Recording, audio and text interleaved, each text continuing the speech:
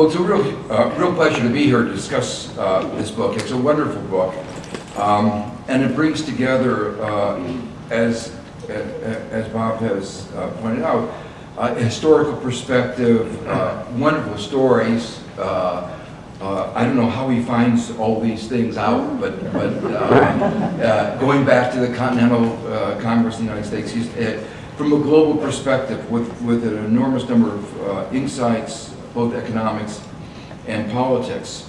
And Bob is also absolutely right. This has been, you might say, a bad week for those advocating austerity. And I want to pick up on a word that he used, which has not been used as much as it should be. Many countries in Europe are in depression. And we haven't used that word. We thought of the Great Depression, but they are in depression.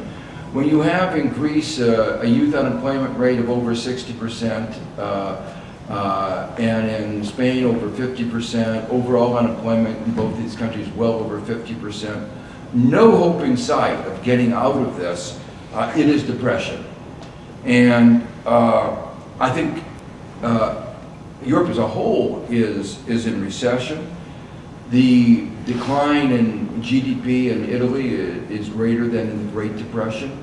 So I don't think we've taken on board fully, and I don't think Europe has taken on fully on board how bad things are.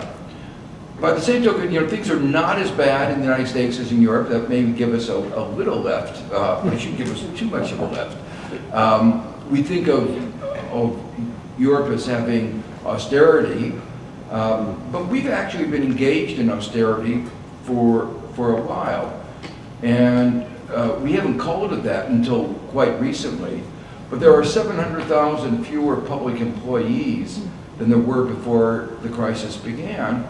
And if we had had normal growth, we would have had 1.8 million more public employees. So the shortfall in public employment is around 2.5 million. So it's a serious austerity that we have embarked on. The interesting thing, both the United States and Europe, you might call it the Keynesian economists, predicted that the consequences of these policies. It's so striking to me that, as Europe has gone through this austerity, they keep coming back surprised. They say, well, the reason we're doing it is to get the budget better in balance. And guess what happens? Growth slows down, tax revenues are lower, expenditures on unemployment are greater than they anticipated, and then 6 months later they say, we have to revise the program because the economy did more poorly than what anybody expected. But of course, it wasn't anybody, it was what they expected because they were using the wrong models. And anybody who would have looked at a normal model would have said, this is exactly what is going on. And that's exactly, again, what's happening now in the United States with the sequester. Not a surprise that the economy is slowing down. One thing that we should be clear, that the pace of the growth, even before the sequester, before the gridlock set in, we were growing a little over 2%, and that's just not enough to create the new job, just barely enough to create the new jobs for the new entrants in the labor force that we would have normally, let alone to make a serious dent in the 23 million Americans who would like a full-time job and can't get one. So the fact is that even before this, we were barely breaking even in terms of the jobs front, and certainly not making a dent to get us back to full employment. Now, we will be growing more slowly than that, and unemployment clearly won't be doing very well. Let me just say a word about about the Rogoff Reinhardt.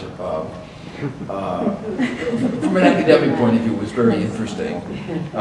As I told my students, if they had written a paper like that, they shouldn't expect anything above a D.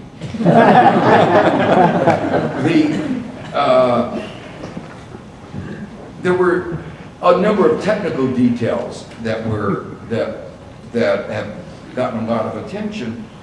But there were three basic points that I think one ought to understand. First, they were trying to argue that there was a critical number of level of debt, 90%. And if we crossed that number, it was the end of the world. That growth would slow down and then things would get worse in a downward spiral.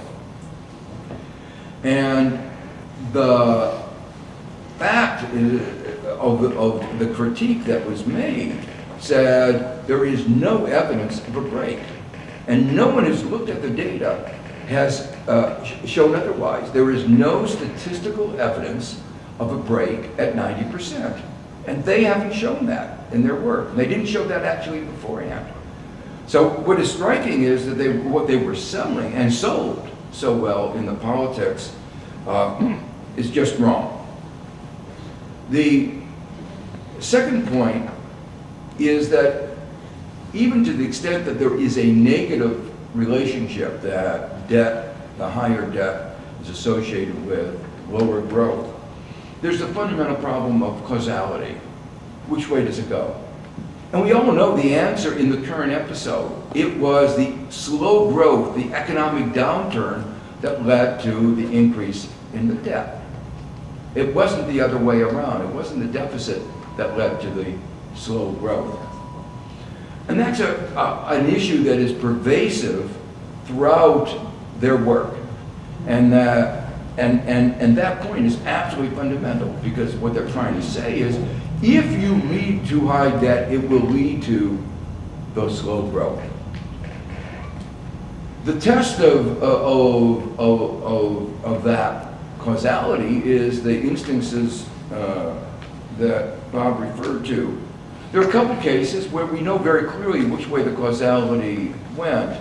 That when you have a war, like World War II, and the debt goes way up, then it wasn't the slow growth that was causing the problem. It was something exogenous. It was the war.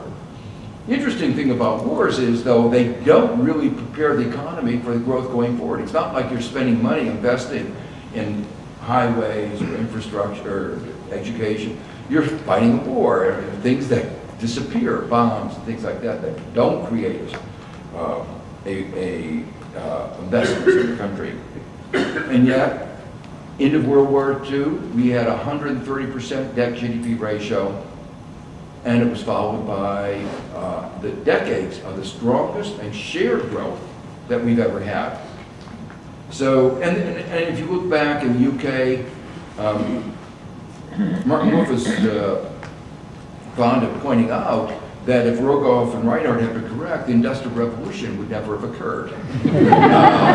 It did occur, and that, you know, the UK had a debt GDP ratio of around 200%, again, caused mostly by fighting wars, but their analysis simply ignored this. The third, really, I think probably even more important critique is the interpretation of the data itself. There's a high variation. Some countries have grown slowly, some have grown rapidly at any level of debt. And so you want to know what is really going on. And the fact is that there's a lot going on that is not brought out simply by bringing out these debt numbers. For instance, one aspect important in the United States is that much of the debt we owe to is held by the government. The Federal Reserve, Social Security Administration owns a lot of the debt. So the government owes money to the government. And it's a little bit arbitrary what you call debt then. Is it the gross debt or the net debt? Well, I want to, in the few minutes remaining, talk about three broad issues. First, I want to go back and talk about the point that Rob made about individual debt. And then I'm going to talk about sovereign debt, and then I'm going to talk about macroeconomics. In the area of individual debt, it used to be from what I read in ancient Rome, when they took out a mortgage on a piece of property, they would put stones at the boundaries of the land, and then if the guy didn't repay the mortgage, the debt, they would tie the stones on him and they would throw him in the water, and he would. So they had strong incentive devices for encouraging people to repay. And one way of looking at debtors' prisons, it wasn't a very good way of getting repaid. The hope was that the fear of debtor prisons would incentivize people not to get in excessive debt, but there were always events that beyond people's control that resulted in large numbers of being in debt. He did mention one of the side benefits, of course, was the founding of Australia.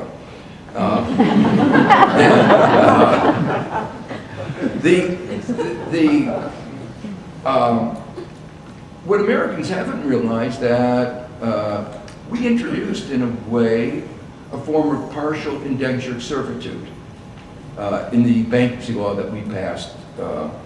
Because one way of thinking about it is that we made it very difficult for people to discharge their debt, to have a fresh start. And under the law, the banks, the creditors can take 25% of your income every year. Take somebody who has got not a huge amount of debt, but say a debt equal to his income. The average debt level of an American is, before the crisis, was well in excess of his income. So let's assume it was 100% of his income. Then he would have to pay to the bank 25% of his income every year. But the bank could charge him 30% as interest. And that's the typical credit card fee. So at the end of the year, he owes more than he does in the beginning. So once he gets in this position of owing 100% of his debt, he will have to work 25% of his life for the banks. Now that's, as I say, what I call partial indentured servitude. I've written in my book, The Price of Inequality, described how our bankruptcy law, bankruptcy says who gets paid when a borrower can't repay what's owed. Well, what we did is, in our new bankruptcy laws, say first claimant are the banks. They get paid before workers, before any other claimants. And the banks who've issued the derivatives have the first claim.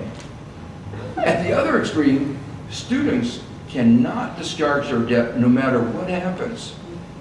And just as a word of warning, if you happen to co-sign your children's loan, and something happens to your child, they die, or an accident or an illness, you can't discharge that debt either.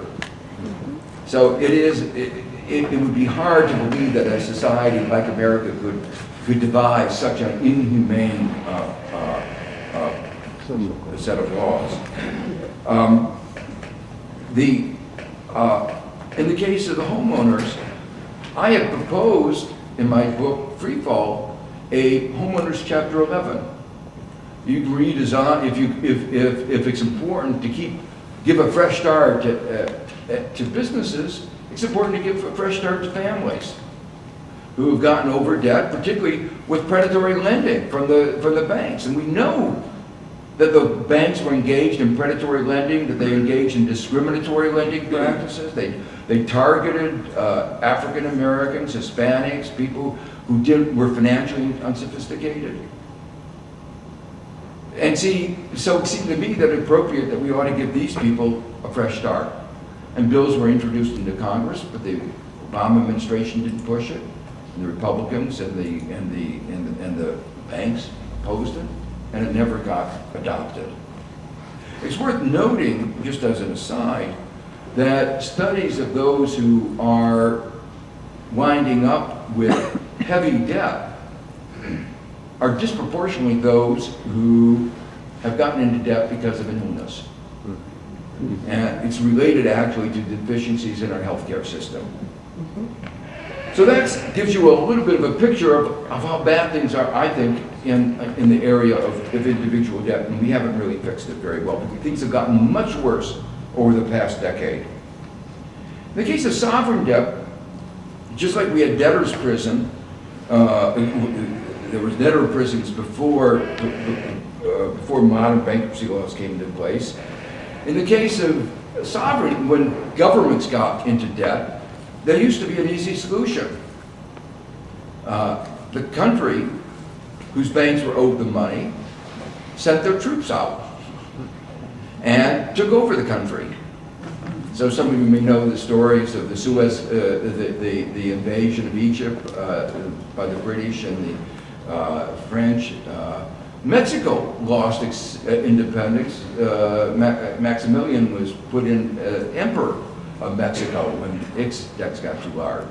As recently as the beginning of the 20th century, Venezuela was attacked by European powers because of debt. And it was an interesting episode because the foreign minister of Argentina came to the defense of Venezuela and said nobody should have the right to attack another country simply because of debt.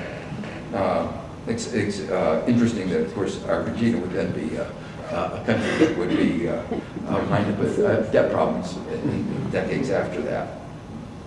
Well, by the middle of the 20th century, notion of sending armies in became unfashionable. Newfoundland, interestingly, went into receivership, gave up its democracy, and was turned over to a group of creditors in the 1930s, and didn't recover its democracy until around World War II. But after this period of war, what we found was another mechanism called the IMF. And when we send the IMF in, countries would effectively lose their sovereignty, and that was the way we solved that. Well, again, it seemed to me, and I've called for that, that we ought to have a kind of Chapter 11 for developing, for countries, sovereigns who get into debt. And there have been discussions of what is called a sovereign debt restructuring mechanism. There's no way to do it smoothly, but they can't go through Chapter 11, and I've called for that kind of mechanism. And actually, just last week at the UN, there was a discussion of this issue in which I made a presentation. It seems to me that it is very important that we establish that for global stability. Interestingly, it was the Bush administration that was pivotal in opposing this, just like they were pivotal in opposing good bankruptcy laws in the United States and making sure that bankruptcy laws were more creditor-friendly. Well, let me now turn to macroeconomics and debt. And, Bob has highlighted a key point, but let me just emphasize this.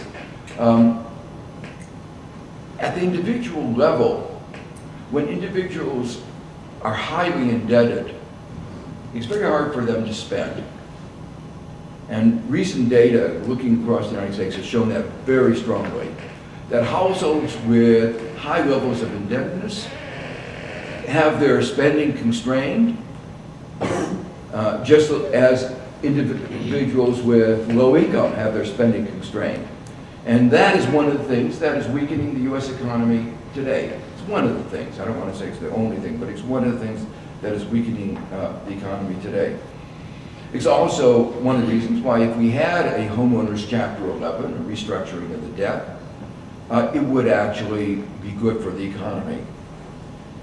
There is, however, a more general puzzle about debt that debt poses for economic theory, and it goes back to the Rogoff and Reinhardt question.